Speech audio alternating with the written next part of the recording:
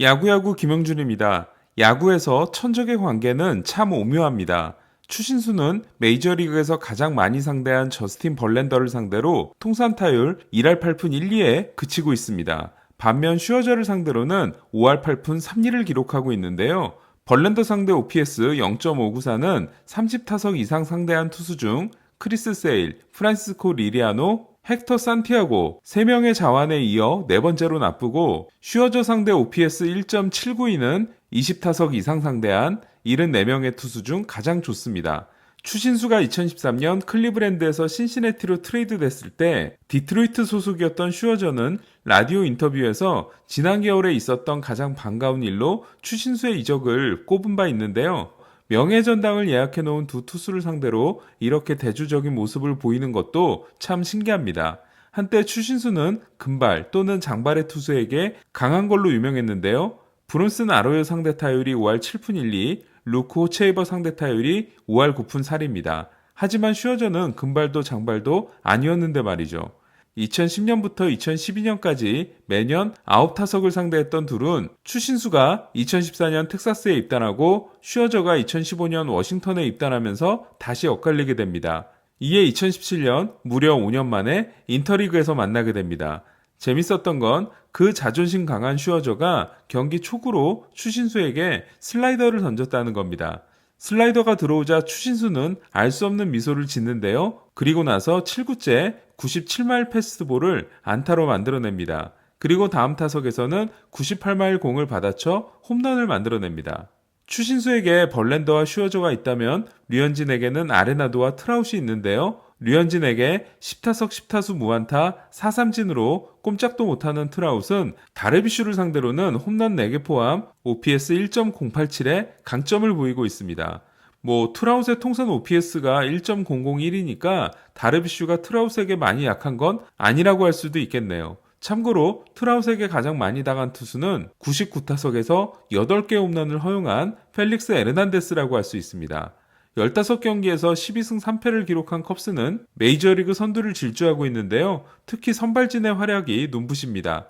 2013년 컷쇼 이후 7년 만에 개막전 완봉승을 달성한 카일 핸드릭스가 4경기에서 3승 1패 3.08, 벌써 6년 계약에 마지막 해에 도달한 존 레스터가 3경기에서 2승 1.06, 5선발 알렉 밀스가 2경기에서 2승 1.38을 기록하고 있는데요. 특히 레스터가 2016년 이후 기록하고 있는 48번의 6이닝 이상 1실점 이하 경기는 같은 기간 55번을 기록한 벌랜더와 50번을 기록한 디그롬 다음으로 많습니다. 한편 3경기에서 2승 1패 2.12로 역시 좋은 활약을 하고 있는 다르비슈는 통산 6경기에서 평균자책점 2.31을 기록 중인 미러키를 상대로 오늘 네 번째 선발 등판에 나섰는데요. 흥미로운 건 미러키에는 지난 겨울에 논쟁을 통해 앙숙이 된 크리스찬 옐리치가 있다는 겁니다. 발단은 이랬습니다. 휴스턴의 사인 훔치기 사건이 터지자 다르비슈는 자신의 유튜브에 올린 영상에서 다음과 같은 말을 합니다. 공을 던지기 전 자기를 바라보는 타자들의 시선은 다 제각각인데 글러브를 보고 있는 타자가 있는가 하면 팔꿈치를 보고 있는 타자도 있다. 그런데 내가 아니라 좌중간을 바라보고 있는 타자가 있어서 발을 푼 적이 있었다. 실제로 과거의 사인 훔치기는 외야 쪽에서 불빛으로 알려주는 경우가 많았다고 하는데요. 마크 벌리도 텍사스 원정에서 크게 무너진 후 텍사스가 불빛을 통해 사인을 훔치고 있다는 주장을 한 적이 있습니다. 재밌는 건 그 다음부터였습니다. 컵스의 팬사이트에서 다르비슈가 옐리치와 대결하는 장면에서 좌중간 펜스를 바라보는 듯한 옐리치를 상대로 다르비슈가 발을 푸는 영상을 찾아내 올린 겁니다.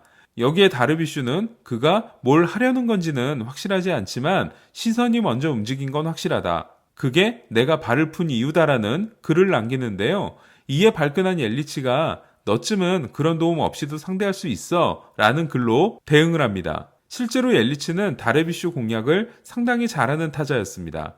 이에 다르비슈는 난 네가 사인 훔치기를 한다고 한 적이 없는데 왜 그렇게 과민 반응을 하냐? 라는 댓글을 달고 옐리치는 더 이상 반응하지 않게 됩니다. 그리고 갑자기 한 명이 난입하는데요. 다르비슈에게 상당히 약한 조시 도널슨이 난 다르비슈를 상대하는데 도움이 필요한걸? 이라며 둘의 사이에 끼어드는 유쾌한 모습을 보입니다. 그리고 이 짧은 설전은 더 이어지지 않고 끝나게 됩니다.